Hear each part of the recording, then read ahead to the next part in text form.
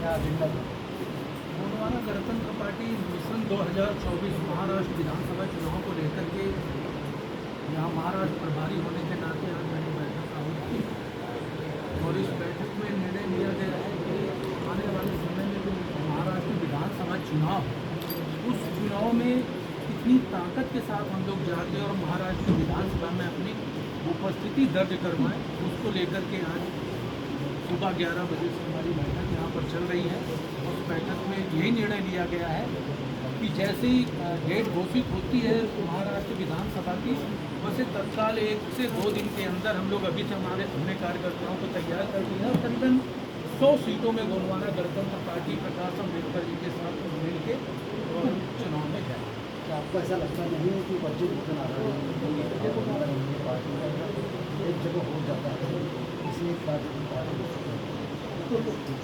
हम लोग गोंडवाना गणतंत्र पार्टी कभी भी फायदे नुकसान के लिए काम नहीं करती। वो जो दबा कुचला और जो जंगलों में अपनी ऐसी जीविका चला रहा है जिसके साथ आज़ादी के बाद आज 76-77 साल होने वाले आज़ादी के बाद उनके ऊपर जो अन्याय अत्याचार किया गया, उनके जल जंगल जमीन, उनकी रक्षा सुरक्षा की आवाज़ गोंडवाना गणतंत्र पार्टी उठाती रही है। प्रकाश अम्बेडकर जी भी गरीबों की हित के लिए काम करते रहे, इसलिए हम उनके साथ मिलकर महाराष्ट्र की विधानसभा में जाएंगे।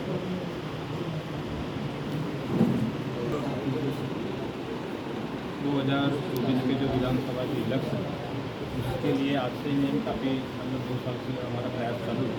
और इस बार हम गोंडवाना गणतंत्र पार्टी, वंचित बहुजन आघाड़ी, भारत आदिवासी पार्टी, आदिवासी हमारे जो एक्टर है, संगठन है, उन सभी को लेकर के हम विधानसभा आगामी विधानसभा में इलेक्शन लड़ने जा रहे हैं।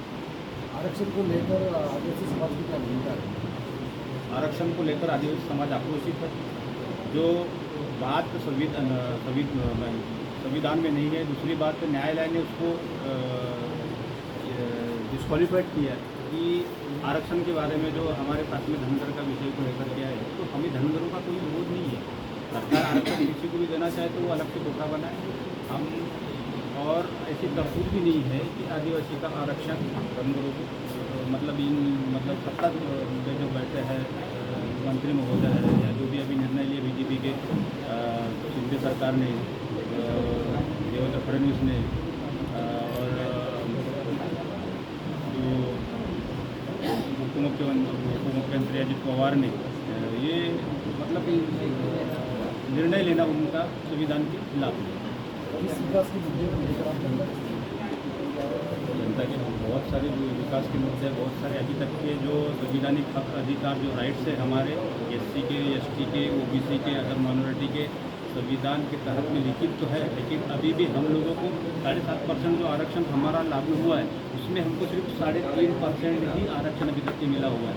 इसी प्रकार से SC समाज का भी 15% आरक्षण है, उनको भी सिर्फ 5 से 7% ही आरक्षण का फायदा हुआ है। बाकी का आरक्षण का फायदा देश के आज़ादी के 75 साल होने के बावजूद भी नहीं मिला है। तो ये वर्ग नाराज है।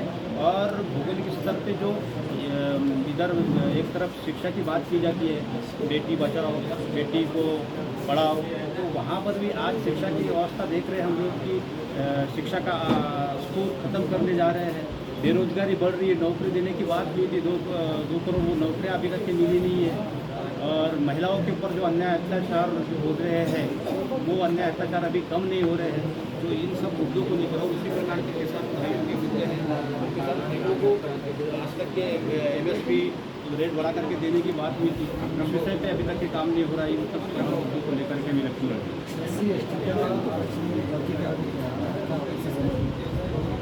SC/ST का वर्गीकरण ये एक सरकार की साजिश है, षड्यंत्र है। हम इससे सहमत नहीं है, क्योंकि जो पढ़ा लिखा वर्ग है वो व्यक्ति को आरक्षण नहीं मिलेगा। ये कहाँ का न्याय है? जो आदमी आज पढ़ लिख करके अपनी नौकरी के लिए 20 से 22 साल अपने बिताता है, उसके बाद अगर उसको नौकरी नहीं मिलती, और जो आदमी को अभी नए से आरक्षण देने वाले तो उसको 20-25 साल तो पढ़ाई लिखाई में डिग्री पाने के लिए लग जाती है। तो ऐसे अवस्था में इस वर्गीकरण का हम विरोध करते हैं। इलेक्शन का जायज़ा क्या है? हमारे इलेक्शन का जाहिरनामा घोषित लोग और जितने भी हमारे ज़मीन से जुड़े हुए मुद्दे हैं, आरक्षण के मुद्दे हैं, विदर्भ राज्य अलग होना चाहिए, सबसे बड़ा मुद्दा है। गोंडवाना विदर्भ राज्य अलग होना चाहिए। क्योंकि विदर्भ के अंदर में खनिज संपदा, जल, जंगल सभी चीज़ों से सदन है। ये विदर्भ राज्य अगर अलग होता है तो हमें SC, ST, OBC को यहाँ पे उचित न्याय मिलेगा, बिजली यहाँ पे पैदा होती है और इस प्रकार से काफ़ी कोयला इस क्षेत्र में है। तो इन सब मुद्दों को लेकर के हम अपने क्षेत्र के लोगों के लिए बेरोजगारी दूर करने के लिए, इसी प्रकार संवैधानिक अधिकार दिलाने के लिए हम इस इलेक्शन के माध्यम से गोंडवाना गणतंत्र पार्टी वंचित बहुजन आघाड़ी और सभी संगठनों के माध्यम से 2024 का एजेंडा तय करना है।